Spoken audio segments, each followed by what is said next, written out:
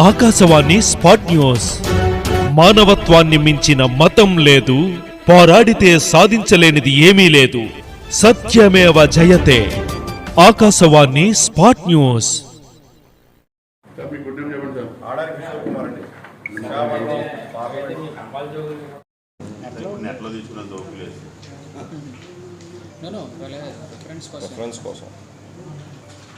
రెండోది ఆ పోస్టర్స్ తీయండి అమ్మా. నాలో ప్రజలు కొన్ని కోట్ల మంది ప్రజలు చైతన్యవంతులు చేస్తున్నటువంటి జోగినేడు అన్న వీళ్ళందరూ కూడా పూర్తిగా మద్దతు పలుకుతున్నారు.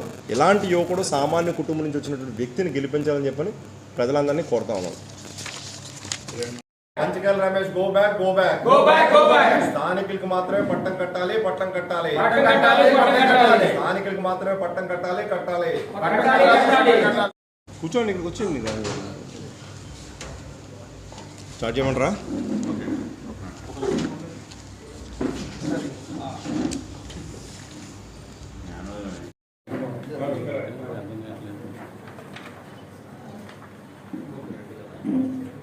నాన్ లోకల్ అభ్యర్థులు వ్యతిరేకించాలి. లోకల్ వ్యక్తులు వ్యతిరేకించాలి.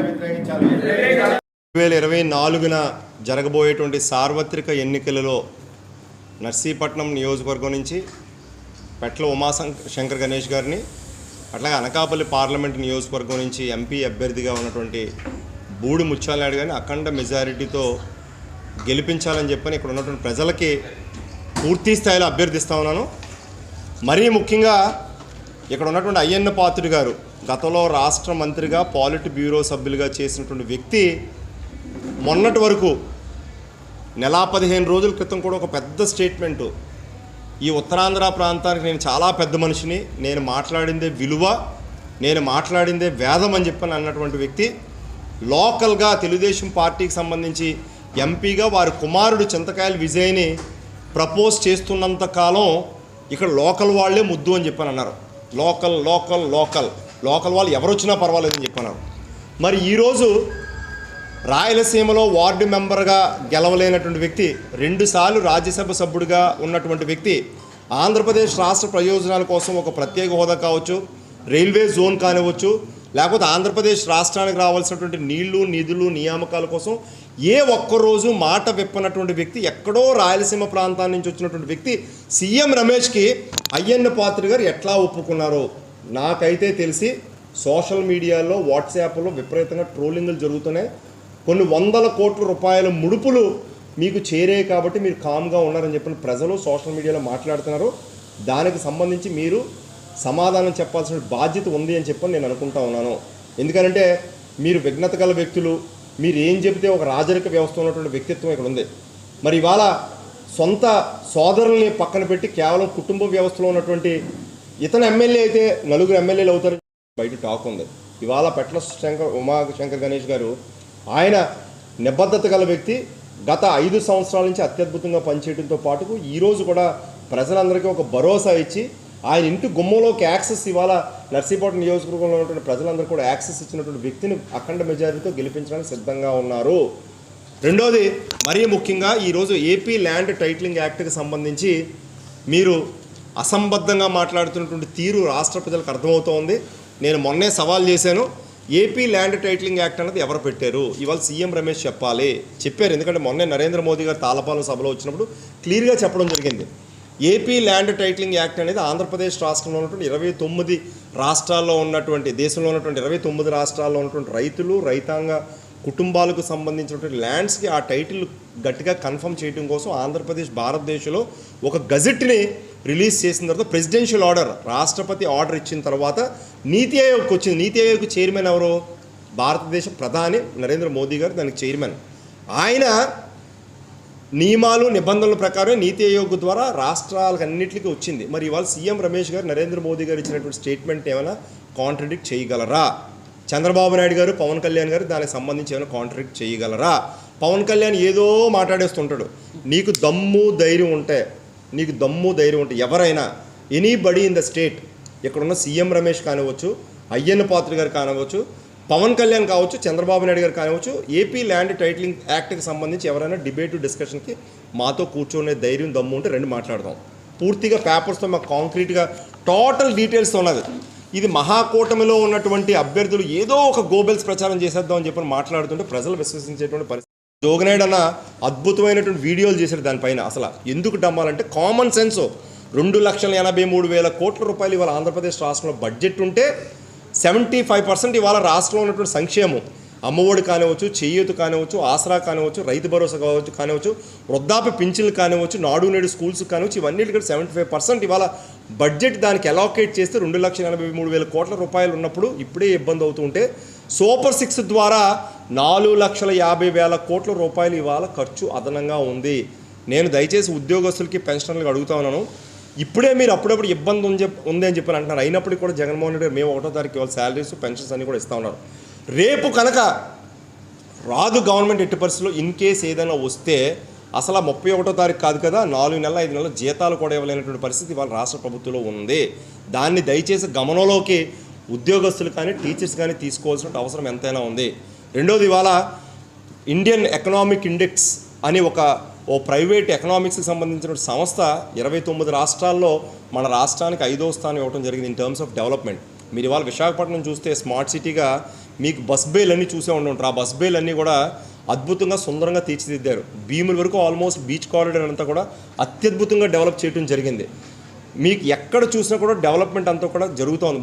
5 సంవత్సరాల్లో 2 సంవత్సరాలు కరోనాకే పూర్తిగా పోయినటువంటి పరిస్థితుల్లో కూడా ఇవాళ సంక్షేమం దిశగా ఆంధ్రప్రదేశ్ రాష్ట్రంలో బడుగు బలహీన వర్గాల ప్రజలు, కర్షకులు, కార్మికులు, రైతులు, మహిళలు అందరూ కూడా చాలా హ్యాపీగా ఉన్నారు ఇవాళ. ఎందుకంటే వాళ్ళందరికీ ప్రతి నెల అయ్యేసరికి అవ్వాతాతలందరికీ కూడా పెన్షన్తో ఆనందంగా ఉన్నారు. మరి ఈ 2 నెలల్లో మీరు నిమ్మగడ్డ రమేష్ కుమార్ గారిని అడ్డం పెట్టుకొని ఇవాళ ఆపితే ఇవాళ వారి యొక్క మీకు ఆశీస్సులు లేకపోతే తిట్లు దండకాల ఇవాళ సోషల్ మీడియాలో చూస్తే మొత్తం అవ్వాతాతలందరూ కూడా బూతులు తిట్టినటువంటి పరిస్థితి చూస్తే ఇవాళ చంద్రబాబు నాయుడు తిడుతున్నారు. రెండోది, నేను ఎలక్షన్ కమిషన్ కూడా రిక్వెస్ట్ చేస్తాను. I appeal to the election commission of Andhra Pradesh and also election commission of India.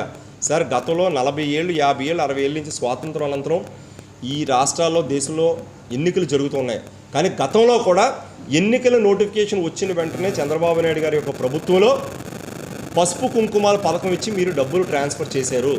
ఈరోజు డీబీటీ అనే ఒక పథకం, డీబీటీ అంటే ఏంటి, డైరెక్ట్ బెనిఫిషియరీ ట్రాన్స్ఫర్ అంటే మీరు రైతు భరోసా కానివచ్చు, ఆసరా కానివచ్చు, పెన్షన్స్ కానివచ్చు, ఇవన్నీ కూడా జనరల్ కామన్గా 5 సంవత్సరాల నుంచి నడుస్తున్నటువంటి డైరెక్ట్ బెనిఫిషియరీ ట్రాన్స్ఫర్స్లో మీరు ఎలక్షన్ కమిషన్ ఎందుకు ఇవాళ నిర్ణయం తీసుకున్నారు? ఎవరో ఒకళ్ళు ఇద్దరు జోకర్స్ రిప్రజెంట్ చేస్తే ఇండియన్ కాన్స్టిట్యూషన్లో ఉన్నటువంటి రూల్స్ని అతిక్రమించి మీరు చేయటం ద్వారా మీ మీద కూడా ఉన్నటువంటి భరోసా ప్రజల్లోకి పోతుందనేటువంటి భావన ఇవాళ రాష్ట్ర ప్రజల్లో బలీయంగా ఉంది. మీరు కావాలని ఆపేరనేటువంటి అపవాదు ఎలక్షన్ కమిషన్తో పాటు మహాకూటమిలో ఉన్నటువంటి అభ్యర్థులు మీరు పెట్టారు కనుకే మీపైన కూడా ఈ అపవాదం ఉంది. దయచేసి మీరు దాన్ని సెటరైట్ చేసుకోవాలి. ఒక డిఫాల్ట్ సీఎం, డిఫాల్ట్ ఎంపీ అభ్యర్థి సీఎం రమేష్ 450 కోట్ల రూపాయలు బ్యాంక్రప్సీ చేసి బ్యాంకులకు డబ్బులు ఎగ్గొట్టేయడని చెప్పని స్వయంగా BRS MP, Khammam MP Nama Nageswararao యొక్క మేనలుడు వేణు ఫిల్మ్ సాధ్యం కానటువంటిది ఈ మేనిఫెస్టో,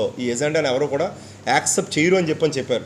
సో అందుకనే ఈయన చాలా పెద్ద మహా పోటుగాడు అని చెప్పని మొత్తం షెల్ కంపెనీస్ ఎన్ని ఉన్నాయి, 450 కోట్ల రూపాయలు ఫోర్జరీ చేశాడని చెప్పని డైరెక్ట్గా అన్ని వార్తా కథనాల్లో నేషనల్ మీడియాస్లో రావడం జరిగింది. BJP MP Ramesh accused number 1 in 450 crore forgery case అని చెప్పని కూడా సీఎం రమేష్ మీద ఇవన్నీ రావడం జరిగింది.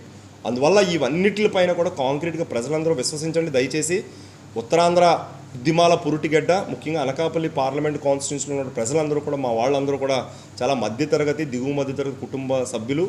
మా వాళ్ళందరినీ ఫస్ట్ నుంచి రాజకీయంగా దోచేద్దాం అనేటువంటి వ్యక్తిత్వం ఉన్నటువంటి పార్టీలకి సమాధి కట్టాలి.